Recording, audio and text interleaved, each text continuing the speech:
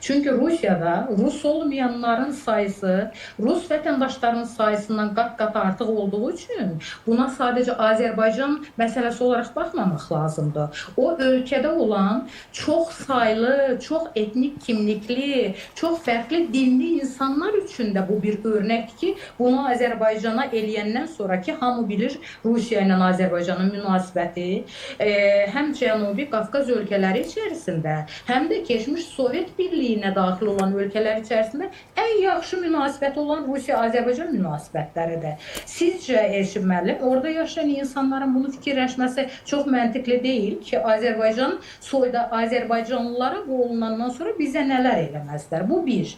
İkincisi, mən burada Azərbaycanın, təbii ki, buradakı proqramlarda da söyləyirəm, Azərbaycan dövləti öz işinin əhlidir, dövlətin lazımı məqamlarında oturan insanlar da nə olunması lazımsa onu eləyəcəklər. Onunla bağlı danışmaq və ya kiməsə nəyisə yol göstərmək mənim nə səlahiyyətim deyil, nə də həddim deyil. Amma mən burada yaşayıb qəlbi hər zaman can Azərbaycanla döyünən bir insan olaraq bu məsələni necə dəyərləndirirəm?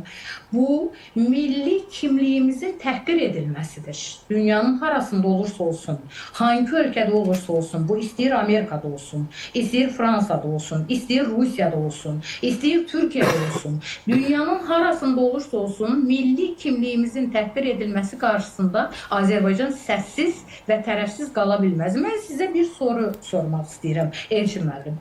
Eyni hadisə Rus vətəndaşlarına qarşı Azərbaycanda və ya başqa bir ölkədə bu şəkildə olsaydı Rusiyanın təpkisi nə olurdu? Gördük də biz Baltikyanı ölkələrdə Rus məktəbləri ilə bağlı hər hansı bir qərar çıxarılanda burada bizim soydaşlarımız yaşayır deyə bütövlükdə hamı ayağa qalxdı. Ukraynada əslində bu hadisələr niyə baş verdi?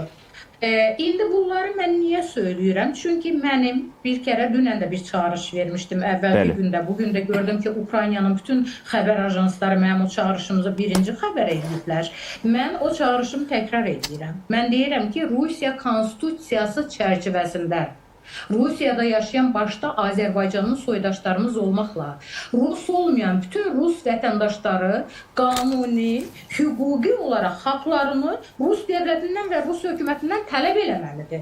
Mənim təhlükəsiz, çünki vətəndaşla devlet arasında bunu Erkin müəllim də orada da çox gözəl bilir, Aqil müəllim də çox gözəl bilir, hətta Mixail bəy də çox gözəl bilir ki, dünyanın hər yerində hüququn olduğu bütün ölkələrdə dövlətlə vətəndaşlar arasında qarşılıqlı bir akit var. Qarşılıqlı bir müqavilə var. Vətəndaşın dövlətə olan məsuliyyəti var, dövlətin də vətəndaşı olan məsuliyyəti var. Mən tələb edirəm ki, Rusiyada yaşayan, Rus olmayan vətəndaşlar, hətta Rus olan vətəndaşlar da devlətindən sadəcə Azərbaycan tələb eləməsin, Azərbaycanın soydaşlarımız tələb eləməsin.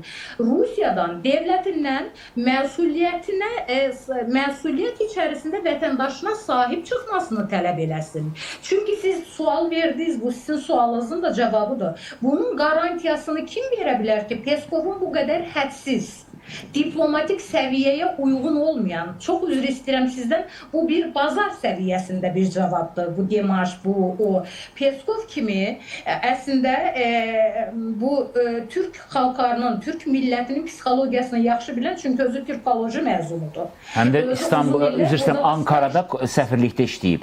Bəli, səfirlikdə işləyib, özü də çox gözəl bilir, bizim hadisələri, mentalitetimizi yaxşı bilir, milli özəlliklərimizi yaxşı bilir. Belə laqeyd, bir növü belə alay edərcəsinə rişxəndlə verilən bu cavab aslında bu törədilən hadisələrin mahiyyətini Kremlin, Putin'in Rus devlet yöneticilerinin idrak etmediği həqiqətini ortaya koyur. Çünkü dikkat edin, vice-spikerin açıklaması ortadadır. Zakharova'nın açıklaması ortada. Bilirsiniz, burada Aqil müəllim ne güzel dedi. Yaxşı ki, Kennedy suikastını bu insanların üstüne koymayıblar. Siz de güzel dediniz ki, yaxşı bunlar olubsa 90-cı illərin sonunda. Elə Putin iktidara geldiği, prezident olduğu, baş nazir olduğu bütün dönemlerde demek ki o zaman devlet olarak olaraq üzərinə düşən məsuliyyəti yerinə yetirməyib.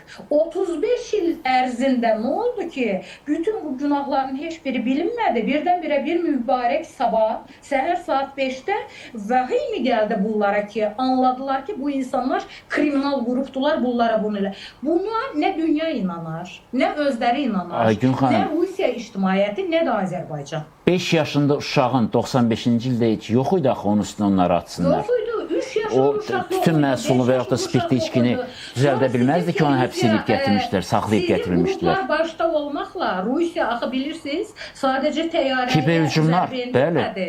Azərbaycanın işimizi iflic elədilər. Azərbaycanın bütün səsini, nəfəsini, mətbuatını zarbə altında buraxdı və bu sonra Zaxarovun xatırlayın, Azərbaycanda olan Rusiyavi ilə ilgili ortaya qoyan faktlar oldu. Rusiya dövləti bunu doğrudur dedi, lazımı tədbirləri görəcəyik dedi. Heç bir tədbir görülmədi. Axı bu belə olmaz. Müttəfiqlik də deyil bu. Stratejik ortaqlıq da deyil bu.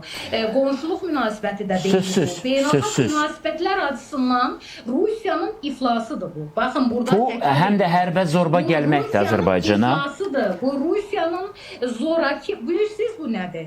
Bu Çarlıq Rusiyası dönəmində o böyük qüdrətli Rus imperatorluğu havası ilə dövləti idarə etmə təşəbbüsüdür bu. Amma Rusiyaya birisi, ağıllı olan biriləri ki, mən gördüm Rus ziyalılarından da ağıllı açıqlamalar oldu, onlara da təşəkkür edirəm. Birisi anlatmalıdır ki Putinə, nə Rusiya imperatorluq deyil, nə də sən Rusiyanın çarı deyilsin. Kim anladacaqdır? Rusiyanın realitəsini Rusiyaya onlar anlatmazsınsa bizlər anlatarız. Ona hələ deməyiblər ki, Ukraynada ümumiyyətlə hansı vəziyyətdir, necədir. O elə bilir ki, Kiyevi alıblar, indi aparmağını gözləyirlər.